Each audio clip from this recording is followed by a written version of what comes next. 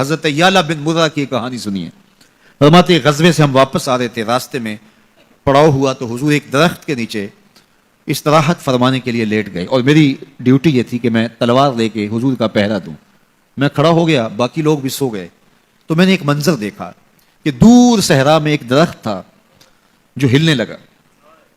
تھوڑی دیر کے بعد وہ اپنی جڑوں سمیت باہر آیا اور اپنے آپ کو گھسیٹتا ہوا میرے برابر آ کے کھڑا نہیں ہو جاتا. تھوڑی دیر کے بعد وہ واپس وہاں جاتا ہے اور جہاں سے اکھڑا تھا وہاں جا کے دوبارہ نصب ہو جاتا ہے.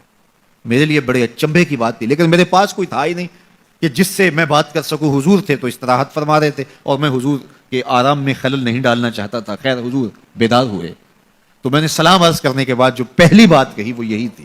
میں نے کہا حضور وہ جو سامنے درخت ہے تھوڑی دیر پہلے وہ اپنی جگہ سے اکھڑا تھا, شاخوں کے بل اپنے آپ کو گھسیٹتا ہوا یہاں پہنچا, پھر میرے برابر آ کے کھڑا ہو گیا, پھر تھوڑی دیر کے بعد واپس وہاں جا کے نصب ہو گیا.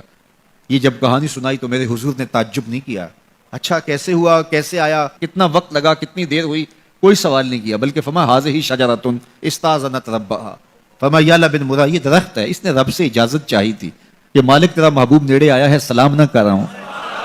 فآذن لها, اللہ نے اس کو اذن دے دیا تھا, یہ مجھے سلام کرنے کے لیے آیا تھا.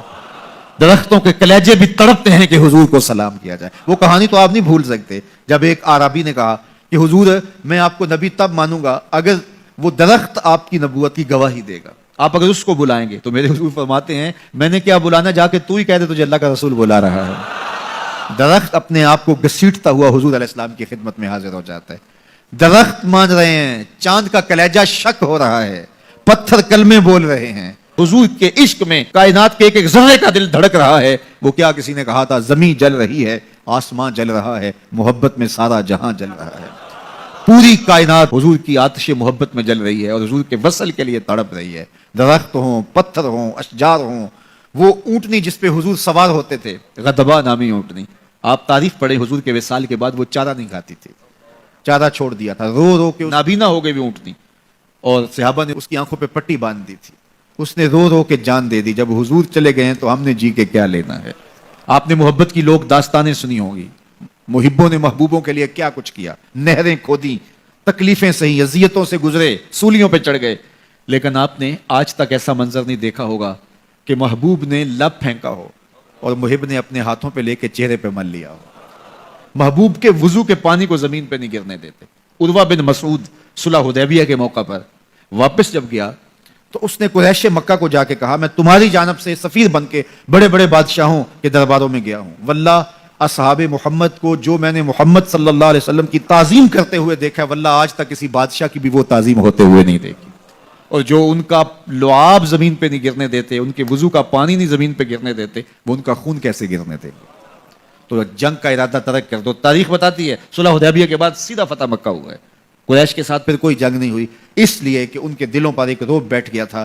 جب امت نبی کی تعظیم اور تکریم بجا لاتی ہے تو بتائیے کہ پھر اس امت کو تسخیر کیا جا سکتا ہے؟ وہ ناقابل تسخیر. جب امت اپنے نبی کی تعظیم نہ کر سکے تو پھر اس کو جس طرح چاہو جو ہے وہ مسخر کر لو, وہ ایک بھوسا ہوتا ہے, اس کے علاوہ کچھ نہیں ہوتا. اس لیے اگر آپ مجھے پوچھیں کہ دین ہے کیا, تو ایک تو ہے کہ اس عنوان سے ایک الگ گفتگو کی جائے کہ دین کیا ہے, لیکن دو لفظوں میں اگر آپ مجھ سے پوچھنا چاہیں اور میں آپ کو بتانا چاہوں تو مجھے اقبال علیہ رحمہ کا لہجہ ادھار لینا پڑے گا. انہوں نے کہا دین سراپا سوختن اندر طلب, انتہائش عشق آغازش ادب. طلب محبوب میں تڑپنے کا نام دین ہے, جو ادب سے شروع ہوتا ہے عشق پہ ختم ہو جاتا ہے.